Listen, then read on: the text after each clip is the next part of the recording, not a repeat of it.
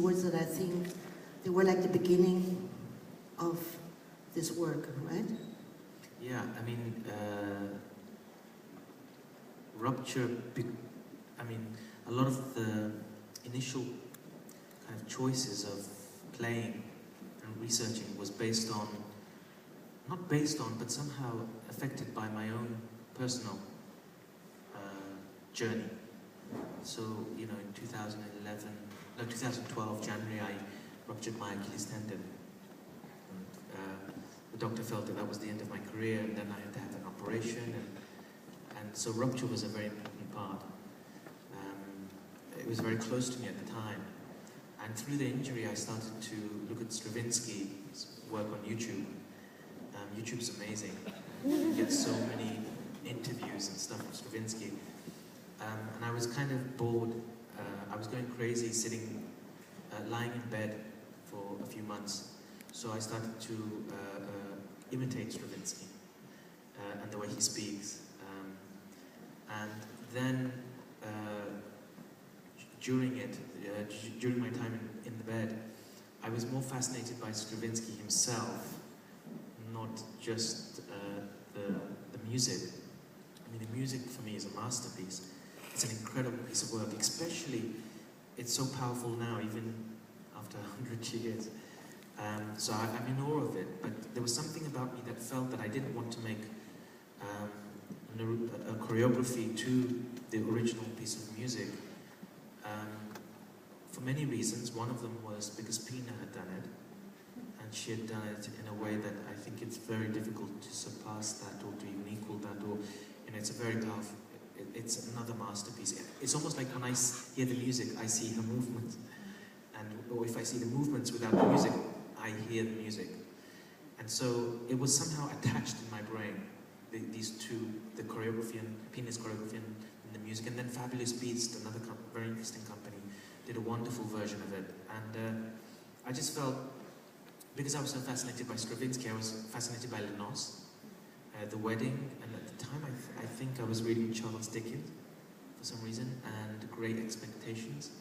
And there was this one female character, which was very pivotal in that work of Great Expectations, and then she became the central figure. So there was a lot going on in my personal life that kind of affected the initial research. And when you create, I mean, you mean like, I call her the White Queen, with a big white dress that has also like some Baroque references, but it's every time it's like things happen under this big skirt. So you have like, it's like a matriarch archetype. Yeah. Was that really meant to be? Yes, in a way, yes. I mean, she represents, if anything, the order of classicalism. And she is the one in control. And for me, she represents classical, and Hannes, who is the one who sacrificed himself in the end, represents, in a way, for me, Stravinsky, the one who was trying to break the others, not to break them, but to open them somehow. Because for me, what's interesting about his life was the fact that he was not really accepted by his peers, the people he looked up to. He was hugely inspired, in love with Debussy and so many other composers of that time, but somehow he didn't feel that he was accepted. And it was such a unique voice. It was his voice. He needed to. For me, the original piece of music, Rite of Spring, is his voice. That is the moment where he defined himself in his music, where it belonged to nobody but himself. And there's this sense that he was in love with classical, but at the same time suffocated because his peers were not accepting what he was doing somehow. They didn't acknowledge him in the way that he wanted to be acknowledged. And I found that fascinating. And by the end of the piece, normally we use to Sacre, it starts with this beautiful, very quiet music. Your piece starts with a roar, a big roar, and then we have the story of Isaac and Abraham, that at the end didn't take part because it was like a test. It was some sort of God testing Akram if he would like do that. So it's already there when you have the chants. It's like this, the text. Is that put on the rhythm of the original score? Did somebody tell you that? No, I'm just asking. No, somebody told you. No? Yes, it is. It is. Yes. So it's exactly the same rhythm? Yes.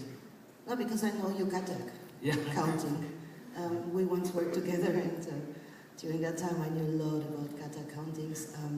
So I was always wondering, like, how you put the structure of not only the musical structure. In that moment was clear.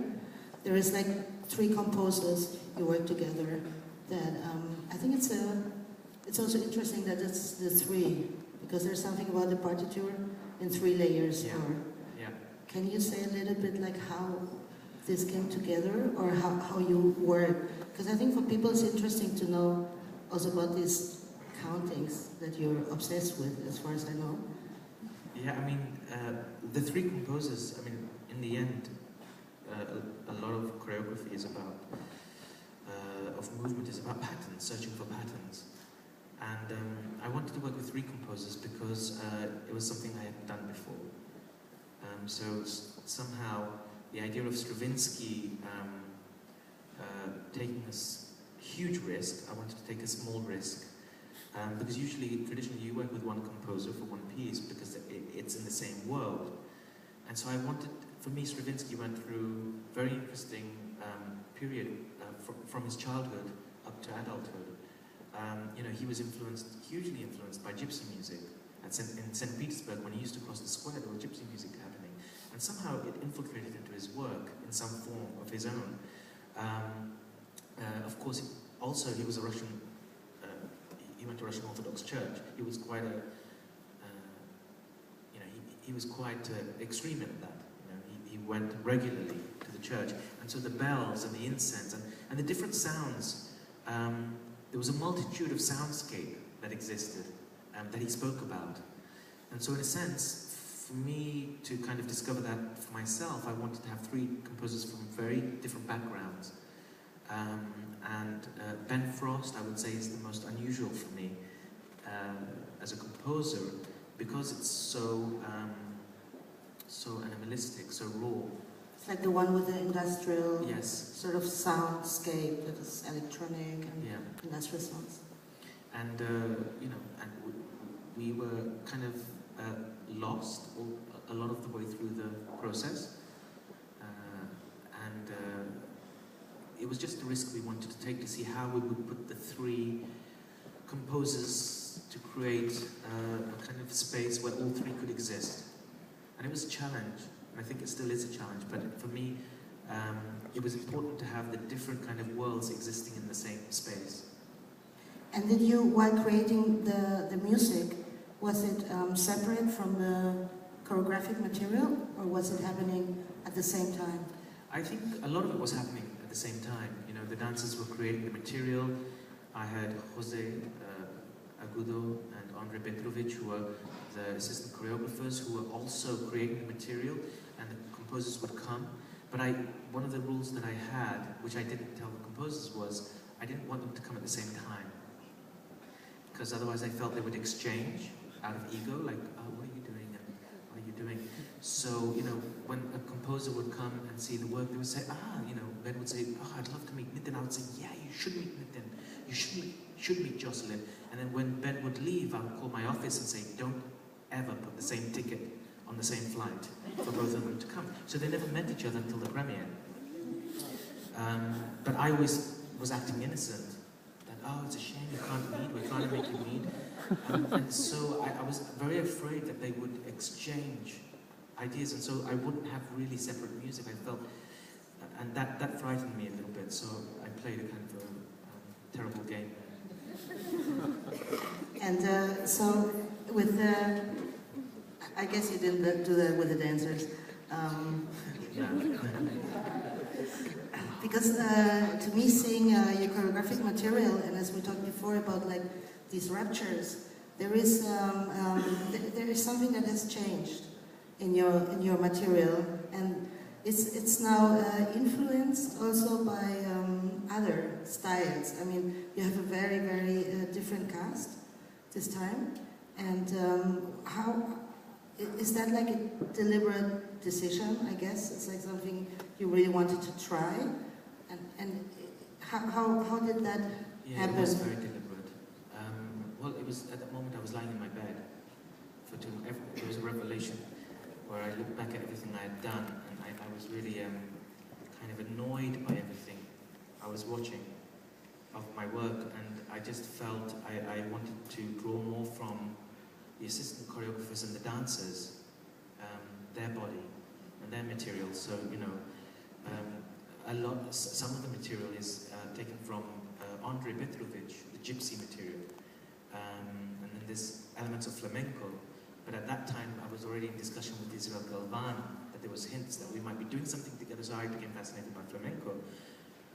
So it was about drawing from different people's backgrounds as well. Some of them are breakdancers. So, you know, we wanted to use that quality. I just wanted to just try other things, other material, and especially because my body was unavailable, really. And so when my body's available, when I'm choreographing with dancers, my body consists of an ego, and I always feel I can do it better. So somehow I don't give the space to the dancers. I don't trust them as much when my body's in there. And by not having my body available, it forced me to trust them more somehow. And it was a great joy, revelation for me to see, yeah, absolutely, they have so many interesting and powerful languages of their own. And it was about bringing that. For example, TJ's, who plays the priest, you know, he comes from a multitude of backgrounds, contemporary, hip-hop, and locking. And one of the things that we were discovering, that we were exploring in the beginning was certain scenes of films, like Clockwork Orange. So a little bit of, well, it's very hard to see now, but there was a whole scene from Clockwork Orange that we did exactly the way it was done in Clockwork Orange. And then slowly through improv, you know, this priest came in, the change came in, and then I was fascinated by Abraham. I think some of us were fascinated already by Abraham and Isaac, and I called my mother up through the process, and I asked my mother, because she had told me this story as a child, and it was very confusing, because she had told me this as a bedtime story. It's a very horrific story. And when mother or father tells you a story, you know, when you're a child, there's a moral to it, you think. So at the end of the horrific story, you know, the fact that a father would sacrifice his son because he's devoted and has complete faith in God. I asked my mum straight after that, Ma, does that mean you would sacrifice me? And she said, she thought about it and she said, no. And I found that fascinating. That here she's telling me a moral story, and then she completely destroys it by saying, no. And so I called her up through the process and I asked her, do you remember that story you told me as a child? Why did you say that, and then why did you say no after? And she said, to create doubt in you. It was very important that you questioned every story that is spoon-fed to you. And my community is very Islamic. They're not very Islamic, but they have a strong, they're Muslim, and they're practicing Muslim, a lot of them. And so she knew that story would eventually come to me, and she knew many stories would come to me, and she wanted me to question everything. And there was a whole thing about Stravinsky that I was reading, that with Ruth Little, a dramaturg, about Stravinsky having doubts, so many doubts. And I think he constantly doubted. And so the element of doubt was very important. And so the story became a kind of opening into something. But it's like, because all this, I mean, your pieces always, I think since you started, they deal always with like human conditions, of like, also like the questioning of like, you know, like condition humaine, like the really like what is a person, and how does like some sort of material also, how does a movement come, or like the stamping, which is like still very strong here from your Katak background, and all these questions of how is the term of sacrifice, for example, nowadays. Was that also something that you question yourself, like being now? I think, yeah, he became father some months ago. Akram, congratulations, has a beautiful little girl. And this is also a big rupture, or like a change in the life of oneself. Was that also like something that was like getting all the influence into this piece? I think so. It's hard to pinpoint it, but I think it has an impact on the way you see things. What's happening in your own life affects the way you see things. So it's like looking at a painting. You see a painting, you respond to it in a certain way, and then you go away and have an experience of a year somewhere else, then you come back and see the painting again. Somehow the painting you feel has changed, but actually your relationship with the painting has changed simply because you've changed. And I think the whole thing with having a baby was a big deal. But it was very romantic actually, because when she was born, I spent a week in London, and it was fantastic. And then I would go back to France to the creation, and so I would only come back on weekends to see our little baby. And it was only a Sunday. I spent Sunday with her, and I thought, oh, it's not so hard. It's pretty easy. Everybody, put this kind of fear into me, a life of God. This is going to be the hardest thing you've ever dealt with. And it was fine, and I was telling everyone how beautiful it was. And then, so that affected the process as well, because there was elements of it that were romantic in the piece itself. But then we took the piece to London, and it was for the first time I stayed in London after the birth for a whole week. And What's different? Everything changed for me. Because I realized the whole felt romantic. It was traumatic. It was a whole rupture in my life, because I thought I wasn't in control. Suddenly something else, there was something very special, but that was in control, and it was a challenge. But also in this piece, because it's like you merge so many, it's like nearly like dance and theater and visual arts and music. So it's not only like, it's hard to say only like a dance piece, but it has like all these big images, or very strong images. And it has a lot these juxtapositions of loudness and a lot of silence, which is also, it's a lot in Sacre, no? You have also like in this really silence and then really loud. Is it also like a path you go much more towards like visual images?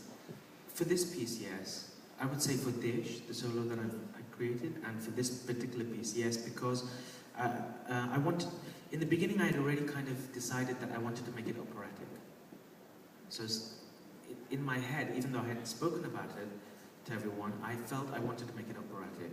So there was something very visual and kind of, and lighting was very important. And the costumes were very important in this work.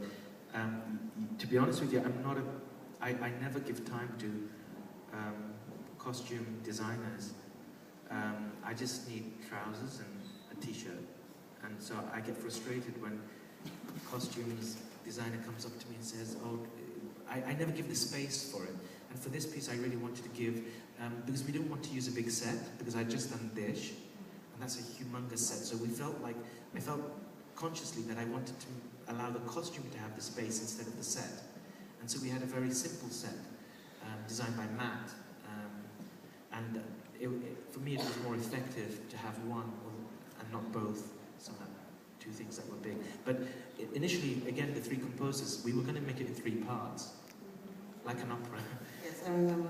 And then something always goes wrong or something changes. And so somehow we went in some other direction. And this frame that is there, like hanging different variations, what was your did that come also like from it's like this opera image of a frame that stays, or like to frame things in? I think it's partly both, but I feel it represented so much to us when Matt proposed it.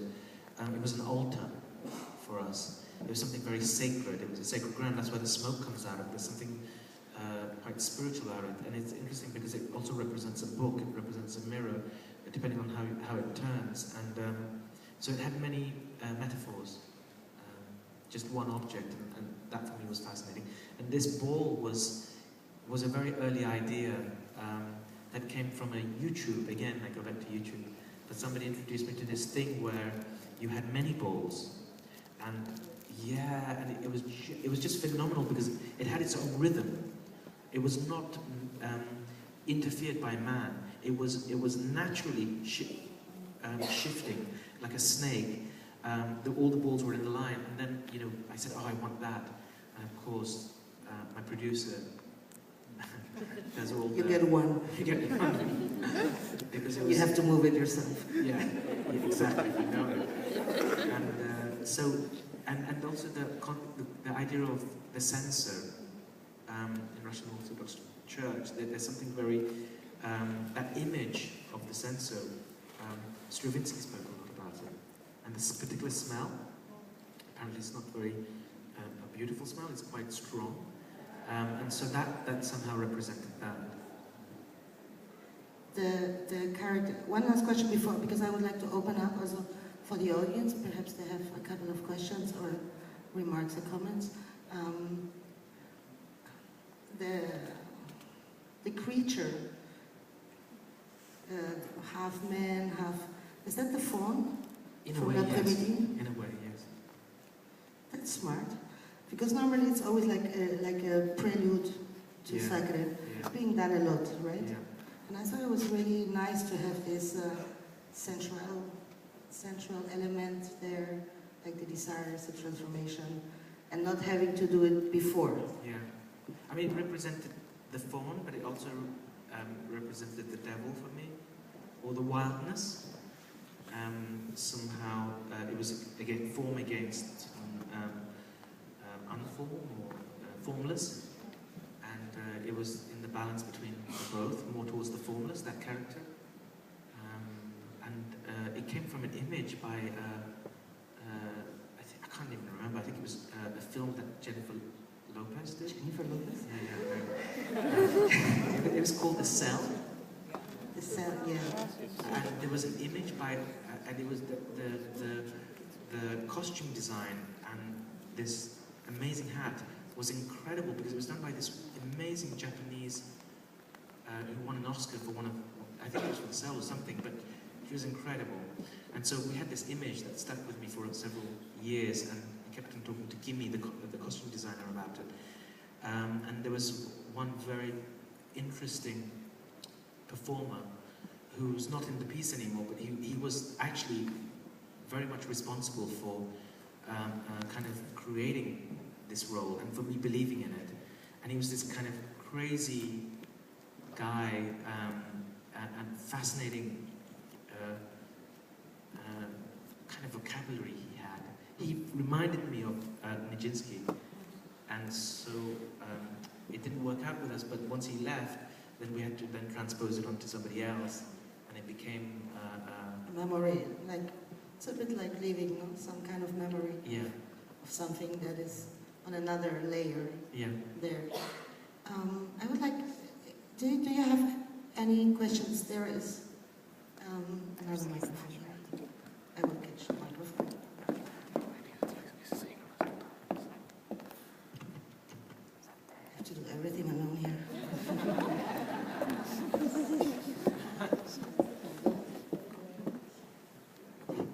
Yes, I noticed all the characters in your dance were individuals, only you had twins, and I would like to know the thought behind that. The twins. For me, they represented so many things. Again, I was fascinated by both of them separately from the project. I had met Sade first, and then Christina later, and I've always wanted to work with them, but together. But one of them was not available, Christina was not available, so Charlotte joined Vertical Road. And then when they came, I wanted them at some point, and they became available for this project. And there was something about duality, and about mirror, about opposites. And initially it was going very much into exploring the concept of twins.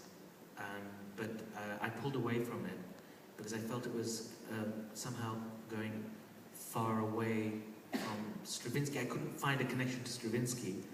So it became about two people, and yes, they happen to be twins, but that didn't become the center of the subject of what they do. Yeah, but it was very interesting to see, because sometimes they merge together, and sometimes they were just on the opposite sides. It was very interesting also as an element, being in between all the individuals.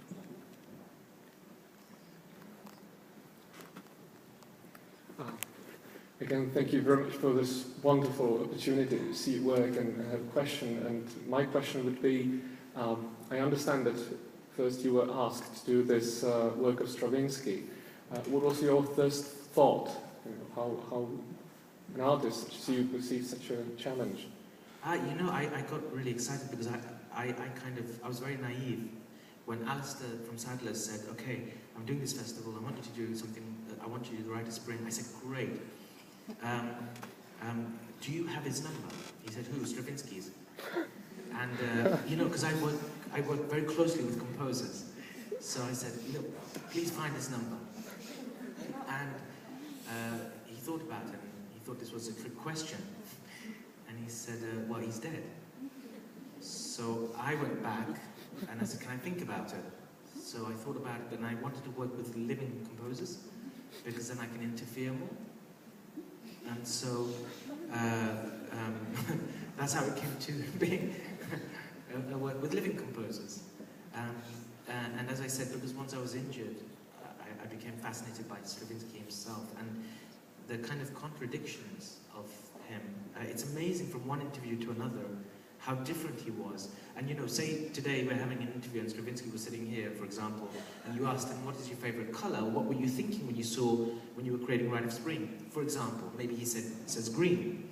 And then, a week later, you asked the same question, or another person asks the same question. You had said your favorite color was green. He said, no, you misinterpreted. You may think I meant green, but I actually meant blue. And so he was constantly shifting what he said before, because he felt he didn't want to, well, this is my assumption, that he didn't want to imprison it within one idea.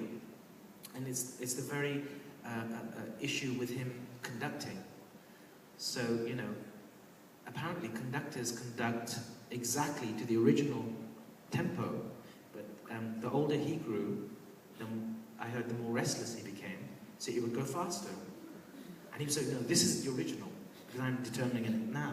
But as his body was changing, his life was changing, the music was, the whole rhythm, the whole pulse of it was changing. And I found that fascinating. Thank you very much.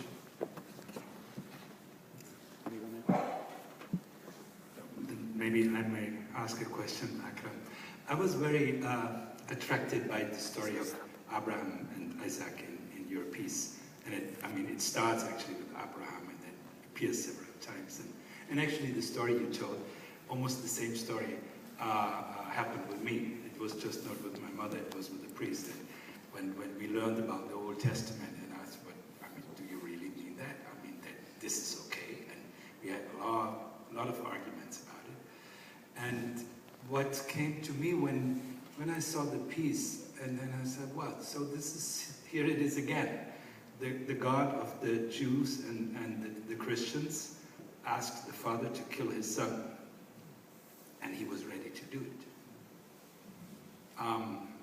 If we kind of transform that into language of TV news, if someone kills innocent people because he believes that Allah wants him to do that, we call that terrorism. If the Christian Jewish God asks a father to kill his son, we call it sacrifice.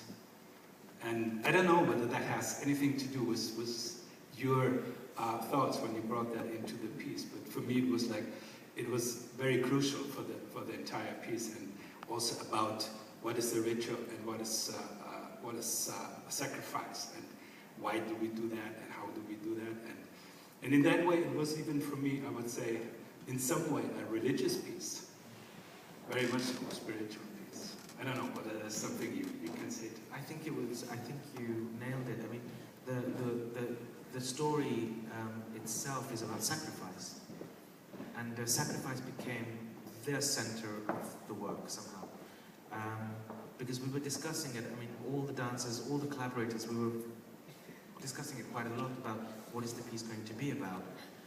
But underneath it somehow, because of the Abraham story, but in Rite of Spring, it's the sacrifice, but it's amazing because it's about celebrating. And for me, it's such a violent act. It just depends how you look at it. These wise old men deciding that the virgin girl should be sacrificed in order for the life to continue. I just found that very violent. I think we all found it quite violent. So sacrifice became a very important part, and really, it is religious to a certain extent, because religion has codes, it has form, it has structure, and it's very clear, especially the kind of background that I grew up in. You know, there's a right and wrong. You know, it's, and I'm not saying it's the religion's fault, but the people around me said, this is right and this is wrong. And you don't question what is right, and you don't question what is wrong. It is just the way it is. And so there was something that I found, that we all found quite fascinating. Which is also probably like this theme, like also like from your background with like loyalty, or like, right? It's like not being a traitor to a certain background or to a certain culture. And you are, in a way. And the same for Stravinsky. You know, when his peers didn't accept him, they probably felt that he was a traitor to a certain extent. He felt very violently rejected. I was saying, I read this term, what Debussy said after the premiere of Le Sacre du Printemps. He said this is the Massacre du Printemps, like the massacre. And I found that very interesting. Anybody else? The Russian song. What's why? Who sings? Actually, to be honest with you, I don't know who's singing it. I can't remember because it was done in a recording studio. But I wanted something Russian. That was the only reason, because of Stravinsky. It's just that I wanted some words from that connected me to Stravinsky in a way, because a lot of Lenos, he uses a lot of voice. There are many of his music that he uses words and voice in choirs, and I wanted to use that element somehow in the works rather than keep it purely just about Rite of Spring. Anyone else? You see, you don't have to do anything on your own. Great, thank you. Okay, so just because I'm very thankful for you that you're staying so long. He has to go back tomorrow very early. We still have another meeting after this. Akram, always the last question. What's the next plan? Do you have ideas? For the first time, I'm doing small projects. When I say small projects, I mean short pieces, but for big companies. So I'm making a piece for English National Ballet. It's the first time I kind of entered the ballet world. So I'm very excited about that. But the work where my body is involved, I would say, is the duet that I'm creating with Israel Galvan. Which will be here next year. Which we're co-producing. Yeah. And so that will be very, very interesting to have Katak in flamenco, and who knows what else comes in all this way during the next months and year path. So thank you very much to your company for being here. Just one more question. Just came to my mind. Did you know that Stravinsky worked in this house? Yes? He didn't know he was dead. Okay. It was 100 years ago. So thank you very. Yeah. No, you want to say? He didn't create Writer's Spring here, right? No, there's some saying that maybe he was influenced by Jacques Lacrosse when he was here, and that he maybe wrote the first notes, but nobody knows that. It's dead, we can't ask him. But we can pretend he did, right? So Akram, thank you, Thank you. and see you next year. Take care, no accidents. Thank you for staying here, and yeah, enjoy this evening. Thank you.